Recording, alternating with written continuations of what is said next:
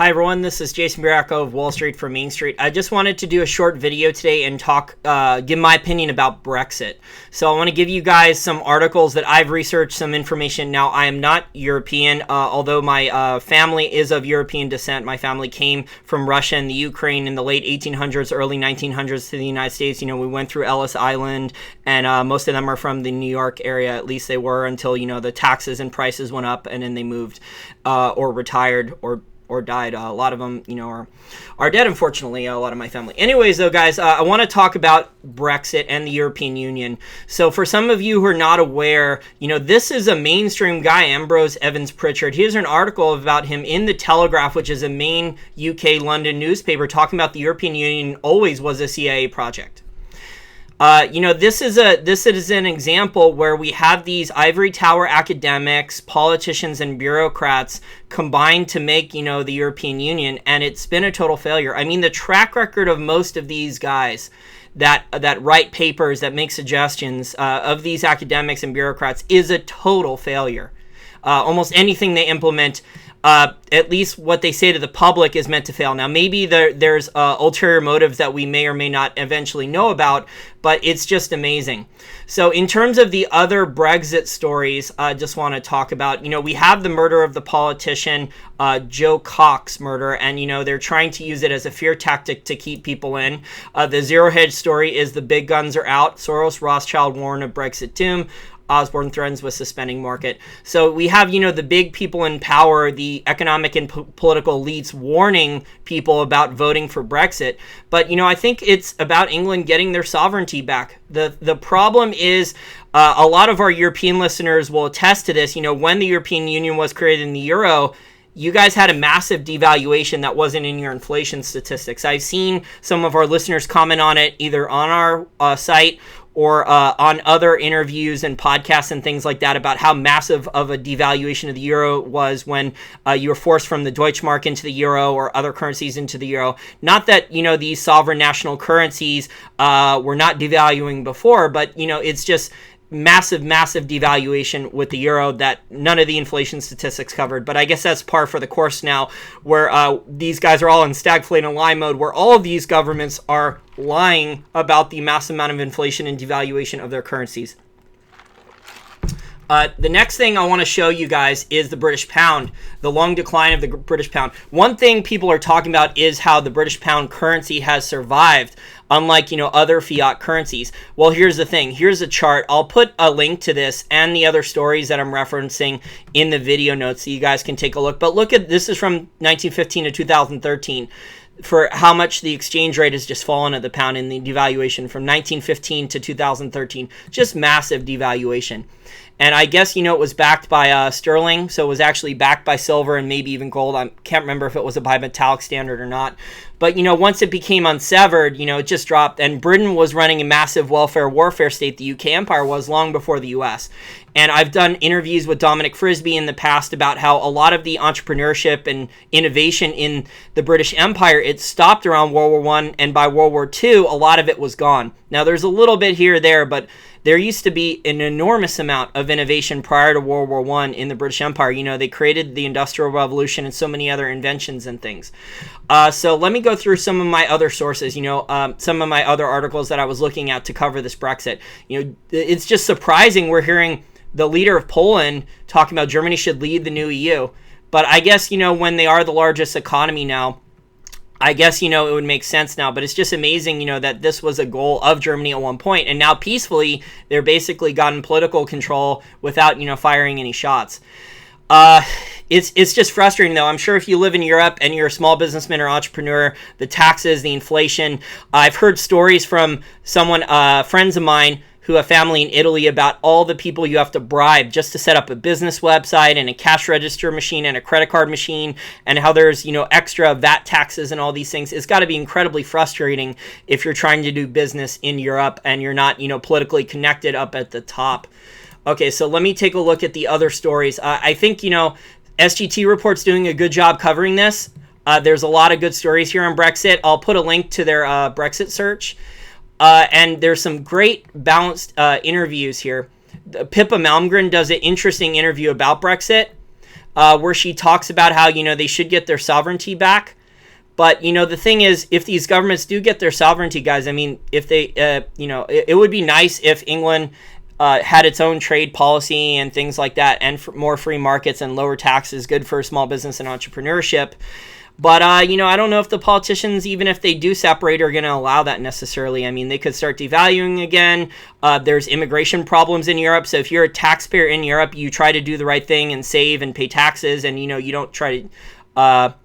you pay taxes, all the taxes you're supposed to, and then you have all these extra, immigrants coming in who aren't paying any taxes and are taking benefits from the government. So, I mean, the U.S. has this problem too.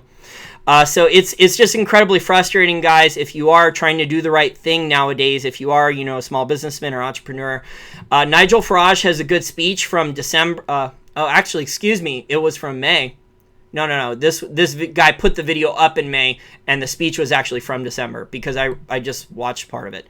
Anyways, though, guys, if your comments about Brexit, what you think it'll mean for the markets, if you think the elites in power will allow it. I know Brexit is... I don't think it's leading in the polls anymore. I think it was leading at one point in favor of it. Now I think it's not. Because it maybe that murder, and it's the murder of the politician, and then they've used that for a PR campaign. You got George Soros and Rothschild and all these other, economic and political elites, these important, in air quotes, scumbags, going and saying, oh no, they shouldn't leave. The people in power are the ones who are making the most money off of the European Union. So, these guys are enforcing the rules and regulations and things like that. And a lot of these guys are getting sky-high salaries that they never would have gotten in a free market or the private sector. Anyways, though, guys, if you have any more comments about it, I think I've covered all the stories at least a little bit. It goes back to my video from a couple days ago. It's all one big fustercluck. And, whether it's Japan is a disaster, Europe is a disaster, China at least has some hard assets and some physical gold, and they're buying commodities. I mean, there's a lot of social problems in China. There's not a lot of rights for a lot of people. It's really messed up how they block all the social media websites and things like that.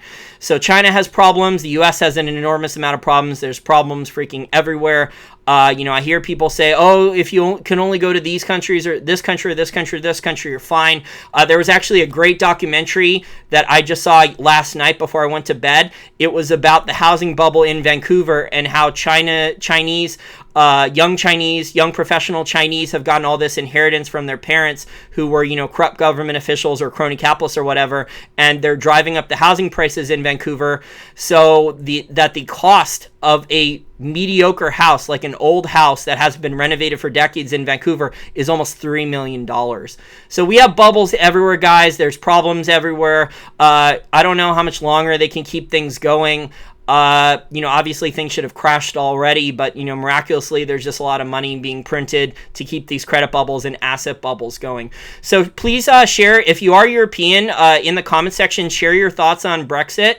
If you think it'll actually mean anything. Obviously in a perfect world for people who are of the free market persuasion like me, libertarians and Austrian school, we would love to see the UK leave the European Union in any and all forms, them stop manipulating gold and silver, drastically lower their taxes, allow trade, open the doors up for entrepreneurship and small business in their country, not these Wall Street banks that can do crazy derivatives trades there. I mean, actually let the people, the small business, the jobs creators, the entrepreneurs and small businessmen come in there and create new industries and things like that. So that would be good, open up trade and things like that, lower taxes. They would get a big economic spike. I'm not sure it would happen, though, because the British people are so used to, a welfare state and high taxes and things like that. There's a lot of British people, looking at this exchange rate, they're not even aware of how much their currency is depreciated. I've heard British movies and British people talking about how Americans eat way too large of portion sizes. Well, I don't think most British people are aware how much their currency has been devalued. So, yes, the pound's been devalued, obviously more than 90% since 1915, just like the US dollar has been devalued more than 95% since the Federal Reserve was created in 1913. But I think people don't realize that you can keep on devaluing currencies as long as people hold the currencies. So they can devalue the British pound another 90% from these levels, another decade or two, and then they can devalue it even more than that. And so it won't look like it's zero, but your purchasing power will be totally destroyed, where your British pound will buy you very, very little. And we've seen that now with so many fiat currencies. And this is how the governments do it with stagflate and lie. They use the fake statistics to hide the inflation and devaluations.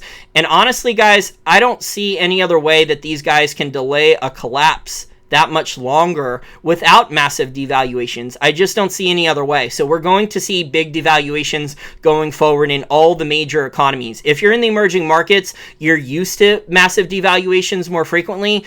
The large economies, the more developed ones, haven't devalued nearly as fast as the emerging market ones have in the past, but now they are doing so because of the debt burdens and their unfunded liabilities and all these social promises that they have made that are unfunded. So thanks for watching this video, guys. Brexit, it's a disaster. I mean, I'm really sorry for our European listeners. I know we have a lot of them, guys. My best suggestion is to diversify out of the euro and the British pound. Hold physical precious metals, have some exposure to Bitcoin, and maybe mostly Bitcoin, although, it looks like Ethereum is pretty cheap at these levels now that it's dropped. But I think Bitcoin is obviously safer than Ethereum. And, open up a BitGold account. Start diversifying. Start figuring out maybe how you can get a second passport and get out of there, and figure out how to lower your tax bill and diversify your assets. Because, Europe is a disaster. Unfortunately, guys, I think the United States is heading towards that type of European socialism. We've gotten comments on the past from listeners who have defended the type of socialism, European socialism, that Germany and Canada have had. But those countries have a lot of problems now. Maybe 10, 15 years ago, those countries didn't have the immigration problems and the other stuff. But now there's enormous amounts of economic problems in those countries, in Canada and also in Germany. Germany now has an enormous amount of homeless people, and there's been a lot of immigrants that have moved from other areas of Europe, and also, Islamic ones, that are not only destroying the German culture, they are making it so the German taxpayer, who is known for saving and working hard and being frugal and things like that, so the German taxpayer can't afford all these immigrants who are coming in and can't get jobs. And it's just unbelievable, guys. I'm really sorry for my friends in Europe who are having to deal with this. Okay, bye for now, guys.